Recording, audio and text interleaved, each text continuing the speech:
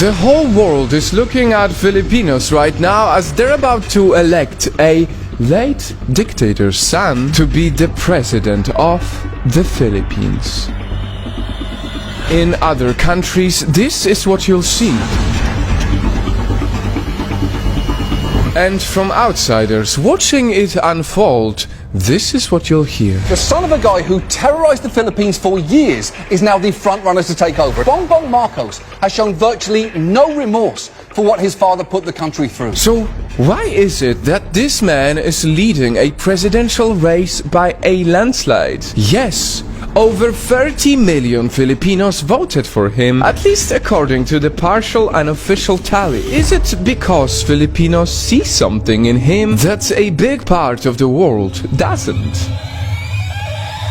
NightFall. This is a special video that will spotlight, not my opinion, but the voice of Filipinos for the Filipinos. And if you're watching this election unfold from a different part of the world, stick around because you might get your answer. Ladies and gentlemen, this is what they said when we asked, what are your hopes and fears for the next president of the Philippines?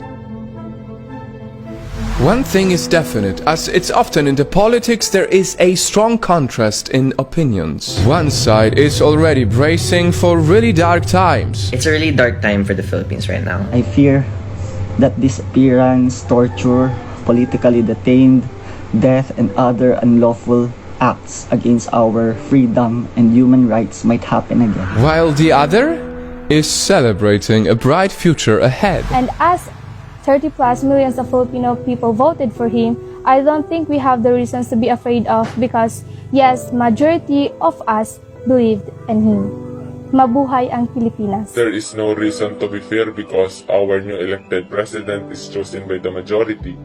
And I hope that new administration will help all of Filipinos in call of needs and put some good plans in health, education, economy and infrastructure. It's almost like they're living in different realities, holding different sets of facts. How could I trust a leader who uses disinformation networks to promote himself, fake news, and trolls? How could I support a leader who never liked attending debates, never liked being criticized? There are no fears, as it is the beginning of new era, a new place for Filipino to arise from prostration and hope. And maybe that is why Marcos Jr.'s call for unity during his campaign has resonated with a lot of people who are simply tired with the so-called toxic division.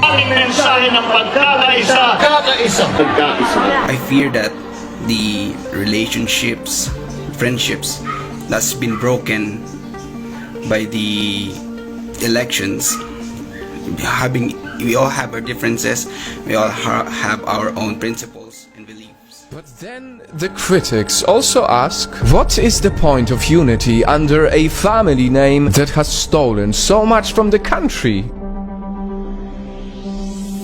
My biggest fear for this election is to have a president that is stained with corruption and built by disinformation. I am genuinely scared to put back into position what the people back then ousted. To which Marcos supporters usually counter with two things. It is time to forgive what his family did and that he cannot be judged through his father's sins. NightFall. I realize that it doesn't look good when me, a foreigner, comments on other countries' affairs. We all know, because it's politics, there are many more complicated issues that this video has not even touched yet. Rampant fake news, disinformation, some reports of election irregularities, to name a few.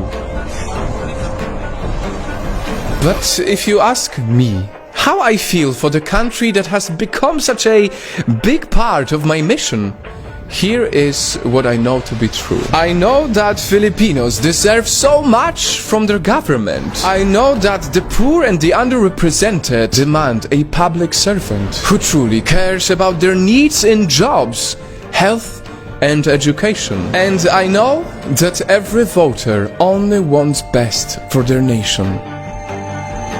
And as I know all of this, I must tell you something that is very sad, disappointing, and difficult.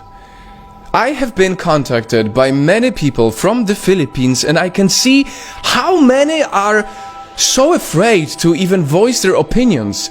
That is why we have blurred the faces of the people who speak in this video, because the hate is so strong, because the division is so strong, because the trolls are so strong. Some people are even worried for their lives, simply for expressing their opinions. I have said it before and I'll say it again. The Philippines is a beautiful nation that deserves all the blessings of this world. That is why only recently our Project NightFall organization helped raise funds after the typhoon that hit the Filipinos. Over 20,000 affected people received help from it.